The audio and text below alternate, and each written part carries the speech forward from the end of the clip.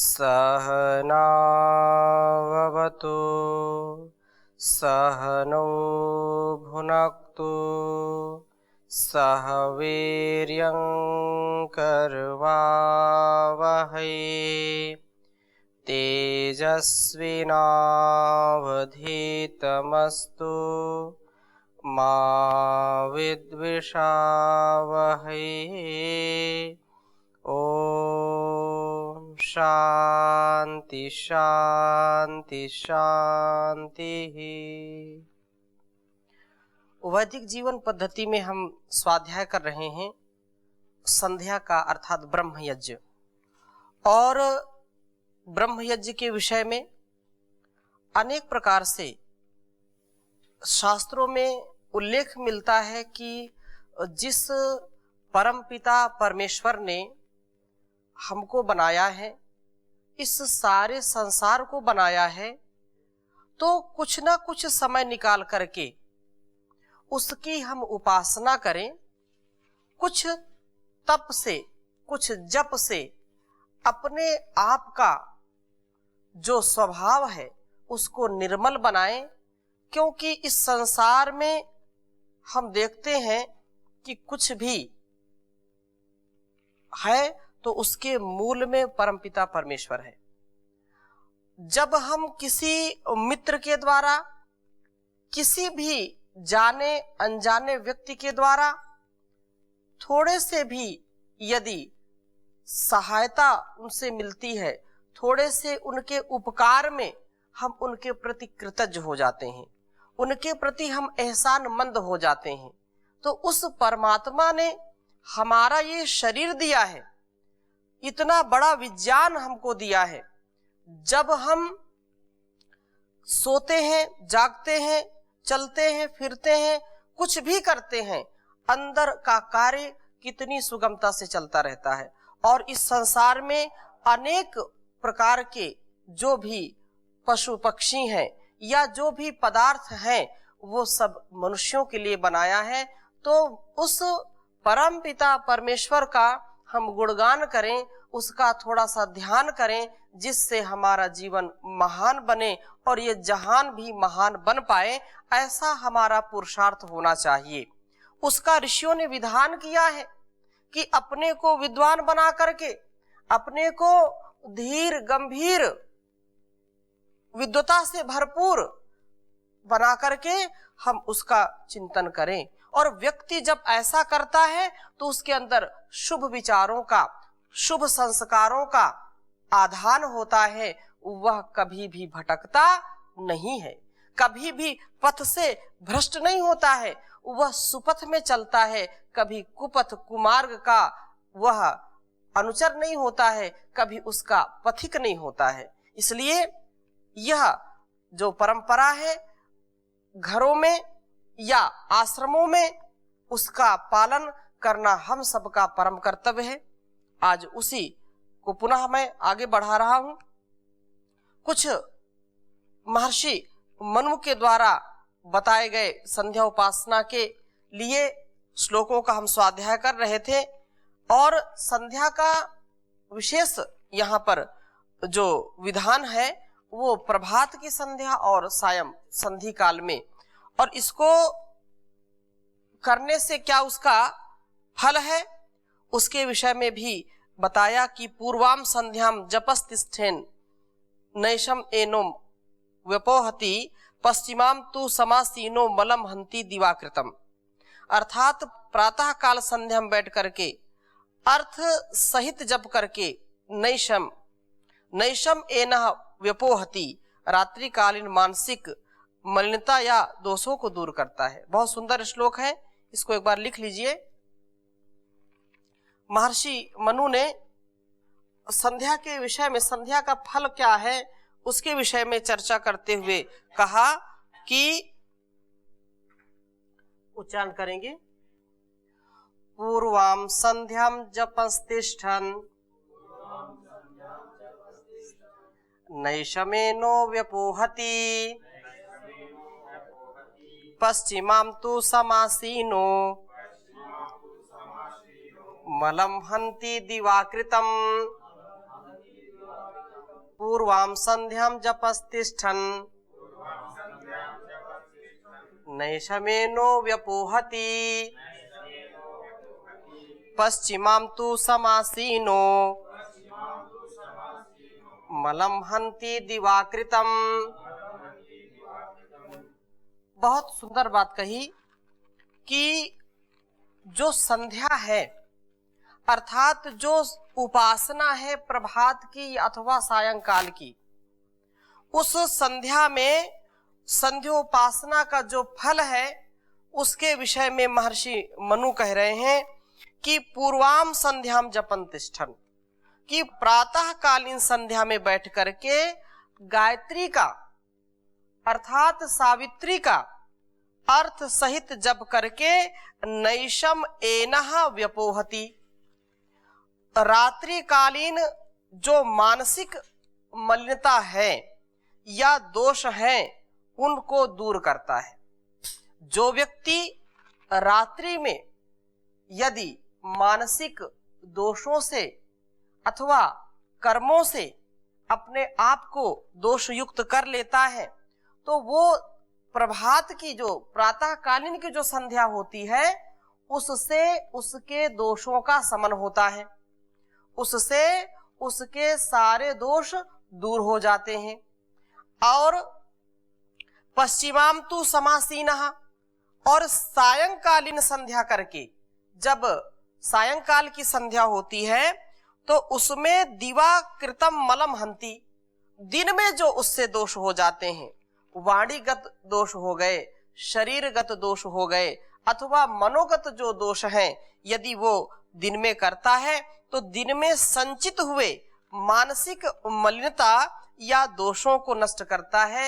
यह संध्या अभिप्राय यह है कि दोनों समय संध्या करने से पूर्व वेला में आए दोष पर चिंतन मनन करने का, पश्चाताप करने का अवसर मिलता है और वह चिंतन मनन और पश्चाताप करके उन्हें आगे न करने के लिए संकल्प करता है।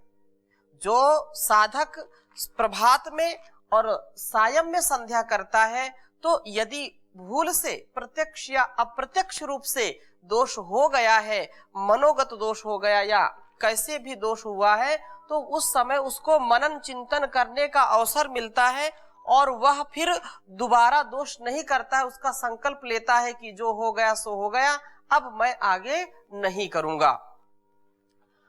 गायत्री जप द्वारा ईश्वर की उपासना से अपने संस्कारों को शुद्ध पवित्र बनाया जा सकता है। यदि व्यक्ति जप की बड़ी महिमा है, आगे हम चर्चा करेंगे, इसलिए यह जो बात कही है एनः, एनः शब्द यहाँ संस्कार जय दोष का अर्थ है। एनः ये दोष है जो कुटिलता युक्त पाप हैं उनके लिए प्रयोग किया है। और यह बात जो अपराध है या कलंक है या पाप है आदि अनेक अर्थ इसके हैं। तो मेरे से यदि रात्रि में कोई पाप हो गया है, मेरे से कोई दोष हो गया है, मेरे से कोई अपराध हो गया है या मेरे अंदर कोई बुराई आ गई है जाने अनजाने, यदि मैं कोई कलंकित करने वाला कार्य कर दिया हूं तो प्रभात की संध्या में रात्रि के दोषों का शमन करते हैं और सायंकाल की संध्या में दिन में जो हमारे द्वारा कर्म किए जाते हैं उनसे जो मलिनता आ गई है उनको दूर किया जाता है। इसलिए परम आवश्यक है कि हम संध्या में बैठ करके अर्थात उस ईश्वर की भक्ति में मग्न होकर के अपना चिंतन करें, अपने आत्म उन्नति के लिए आत्म चिंतन के साथ उस परमात्मा का चिंतन करें। प्रातः काल की संध्या में बैठकर जब व्यक्ति जप करता हुआ मनुष्य रात्रि में किए हुए पापों को नष्ट करता है तथा सायंकाल की संध्या में बैठ करके जप करता हुआ मनुष्य दिन के किए हुए पापों को नष्ट करता है। ये परम आवश्यक है। जैसे हम घर में बहुत अच्छा घर बनाया और उसकी सफाई यदि नहीं की तो चारों ओर गंदगी ही गंदगी नजर आती है। कोई व्यक्ति बाहर से आएगा तो उसको भी अच्छा नहीं लगेगा और हमको भी वहां बैठना अच्छा नहीं लगता है। तो क्या करते हैं, प्रभात में और दिन में भी यदि गंदा हो गया है तो क्या करते हैं, उसकी सफाई करते हैं, झाड़ू लगाते हैं, पोछा लगाते हैं।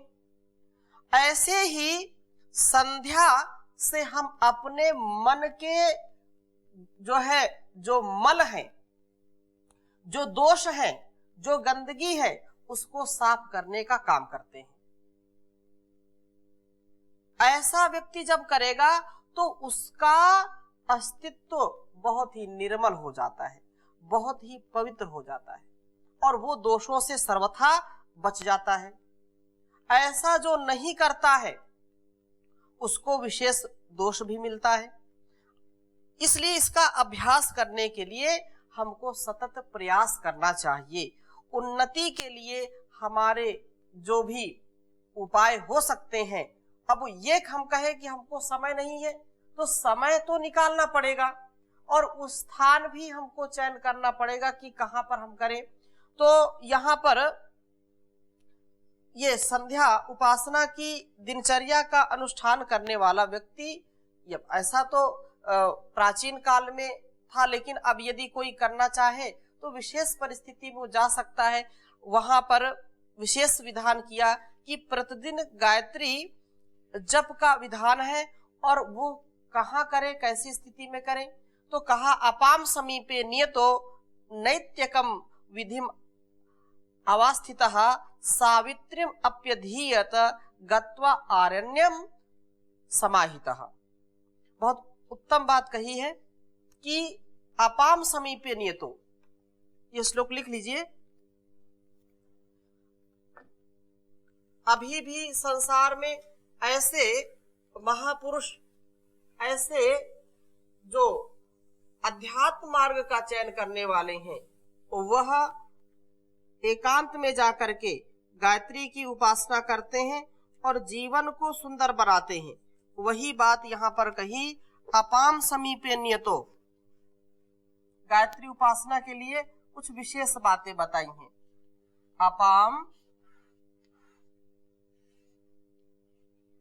अपाम समीपे नियतो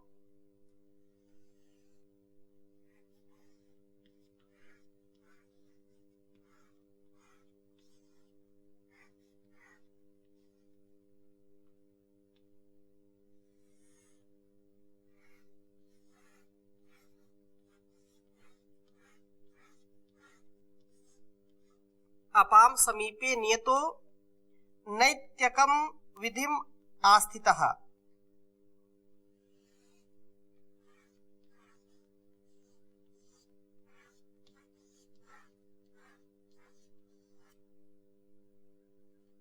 नैतिकम विधिम अवस्थितः।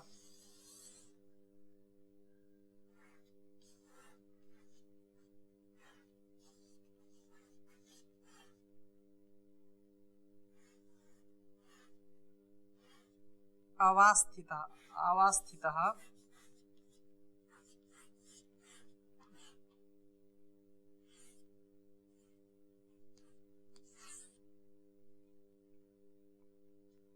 सावित्रीम अप्यधीयत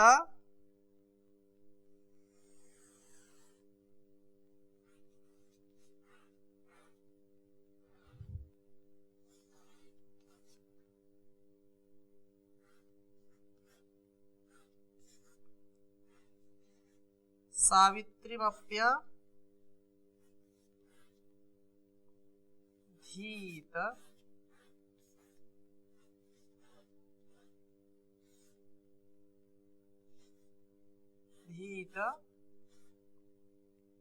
गत्वा आरण्यम समाहितः।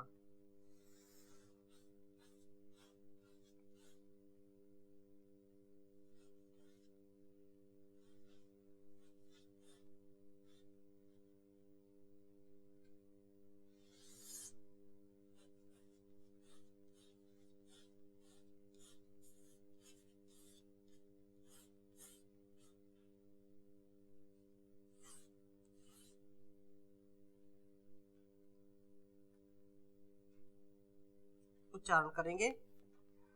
अपाम समीपे नियतो नैत्यकम विधिमाप्सितः सावित्रीम अप्यधीत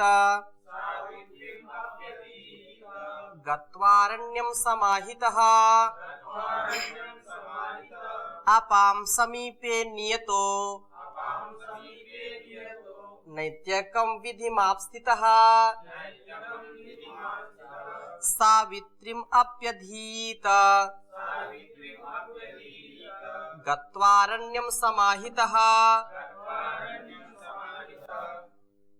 बहुत स्पष्ट ये बताया कि मनुष्य को चाहिए कि जो इस मार्ग के जो पथिक हैं, संध्योपासना की दिनचर्या का अनुष्ठान करने वाला व्यक्ति आरण्यम गत्वा, वन प्रदेश अथवा एकांत में, यदि वन है, उपवन है, शांति युक्त वातावरण है, तो वहां जाकर के एकांत प्रदेश में अथवा वन प्रदेश में जाकर के अपाम समीपे नियतः, जल जहां है तो जल स्थान के निकट बैठ करके समाहितः, ध्यान मग्न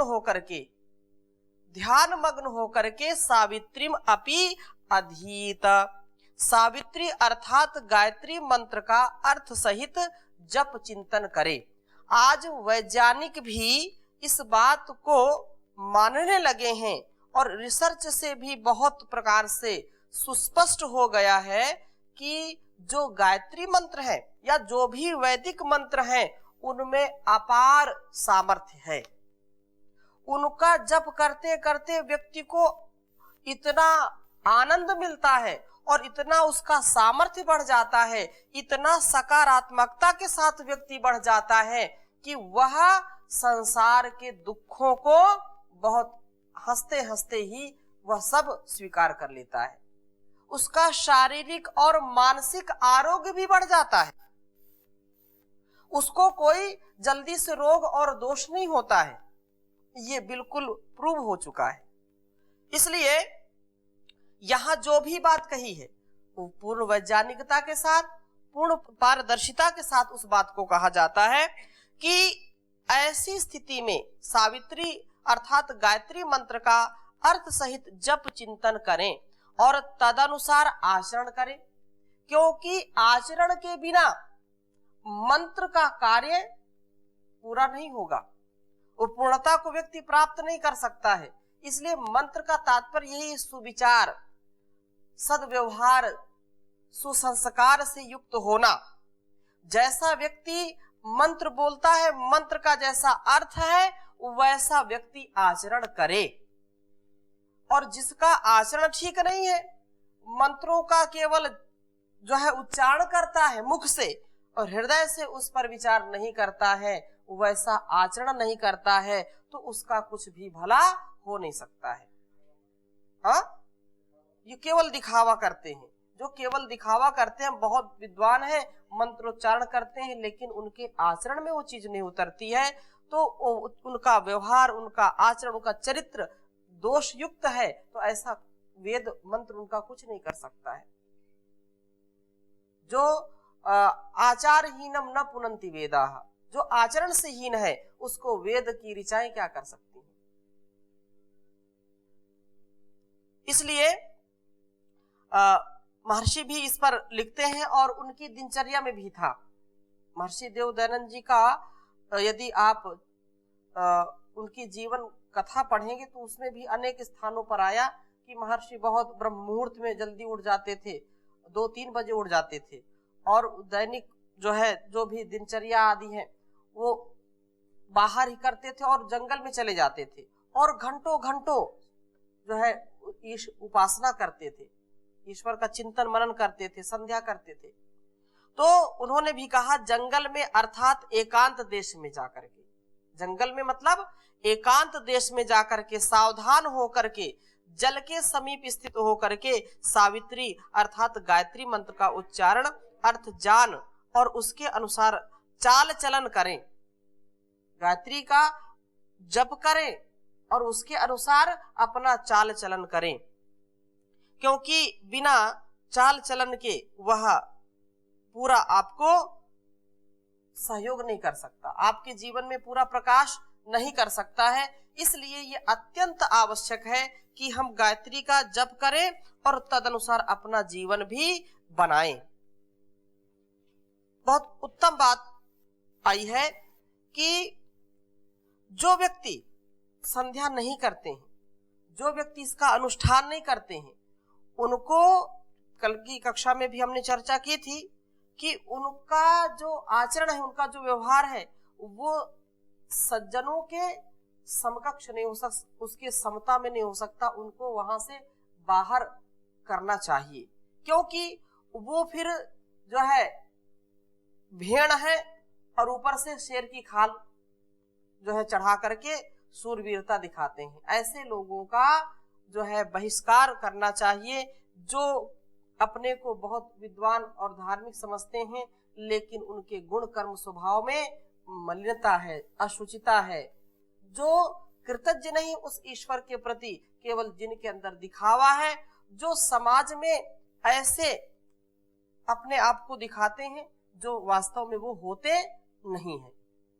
मनसा वाचा कर्मणा, जो व्यक्ति संध्या करता है उसके जीवन में दिखावापन नहीं रहता, वह जो है गिरगिट की तरह रंग नहीं बदलता, वो सादा जीवन उच्च विचार उसका रहता है। इसलिए यह हमको समझना चाहिए और यह सभी विद्वानों का कर्तव्य है। कह रहे हैं कि संध्या तो करना ही करना है। संध्या हीनस्तु यो विप्रो हन्यत्र कुरुते श्रमम सा जीवन नेव शूद्रत्वम आशु गच्छति सान्वयः। जो विद्वान होकर के भी संध्या से हीन है, वह संध्या जो नहीं करता है, संध्या न करता हुआ अन्यत्र श्रम करता है, वह जीता हुआ संपूर्ण कुल सहित शीघ्र ही नष्ट हो जाता है, शीघ्र ही दीनता को प्राप्त हो जाता है। इसलिए संध्या परम आवश्यक है।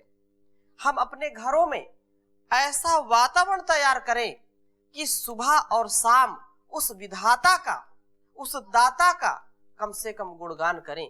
इससे आप देखेंगे कि कितना अच्छा आपके घर का माहौल होगा, कितना स्नेह, कितना प्रेम, कितना एक दूसरे के प्रति आदर का भाव आएगा। जो तनाव है, जो अविवेक है, जो विषयों के प्रति लोलुपता है, जो पाप करने की जो विशेष प्रकार से लोग आवश्यकता समझते हैं, पाप वो जाने अनजाने कर ही देते हैं कि नहीं नहीं ये करना है, जानते हैं कि इससे पाप होगा, फिर भी उसको करते हैं और वो कहते हैं इसकी आवश्यकता हमको है, अर्थात उस विषय में वो लिप्त हो जाते हैं। अतः संध्या उपासन नित्य ही करना चाहिए, जिससे विशेष हमारा उत्थान हो। और आगे भी कहा तस्मान् नित्यम प्रकर्तव्यम संध्यो उपासनम उत्तमम तद भावेन अन्य कर्माद अधिकारो भवे नहीं। संध्या उपासना नित्य कर्म की तरह प्रतिदिन करनी चाहिए। जैसे हम सुबह शाम भोजन करते हैं, अन्य दिनचर्या भी करते हैं, तो वैसे ही संध्या भी हमको रोज करनी चाहिए, नित्य कर्तव्य में इसको सम्मिलित करना चाहिए। संध्योपासना के न करने तथा अन्य कार्यों के करने का जो व्यक्ति उद्यम करता है तो वह निष्क्रिय हो जाता है, कालांतर में नष्ट हो जाता है। नानुतिष्ठति यह पूर्वाम नोपास्ते यश्च पश्चिमाम सा साधुर बहिष्कार्य सर्वस्माद द्विजकर्मणः। जो मनुष्य प्रतिदिन प्रभात में और सायंकाल संध्योपासना नहीं करता है, वह मनुष्य जो उत्तम मनुष्य हैं उनसे बिल्कुल बहिष्कार उसका करना चाहिए, बहिष्कृत वह करने की योग्य है। तस्मात् सर्व प्रयत्नेन संध्योपासनम चरेत् द्विजः अन्यथा शूद्रवद भूयात् सर्व कार्येषु निंदतः। ये कहा कि प्रत्येक विद्वान का, प्रत्येक अध्यात्म जीवन जीने वाले को यह संध्या कार्य जरूर करना चाहिए। ईश्वर स्तुति, प्रार्थना, उपासना उसका जप अवश्य करना चाहिए। ऐसा प्रयत्न करके वह संध्योपासना करे, अन्यथा वह दीनहीन स्थिति को प्राप्त हो जाता है और सब कार्यों में निंदित होता है। वह प्रशस्य कार्य नहीं कर पाता है, प्रशस्य कर्मों को वह छोड़ देता है और जो उसके स्वार्थ में आते हैं, जो चीजें जो उसको अच्छी लगती हैं, वो दूसरों के कल्याण को छोड़ करके स्वार्थ की राह पर चल पड़ता है। और जहां पर केवल पाप ही पाप कमाता है, पुण्य नहीं कमा पाता है, तो हम पाप को ना कमाएं, हम पुण्य को कमाएं। इसलिए परमात्मा ने मनुष्य का जीवन दिया है। इसके लिए हमको सदा सर्वदा सर्वत्र प्रयास करना चाहिए और प्रभात में और सायंकाल उस ईश्वर की उपासना में अवश्य बैठना चाहिए। तो आज की कक्षा में इतना ही, शेष चर्चा अगली कक्षा में करेंगे। ओम शांति शांति शांति।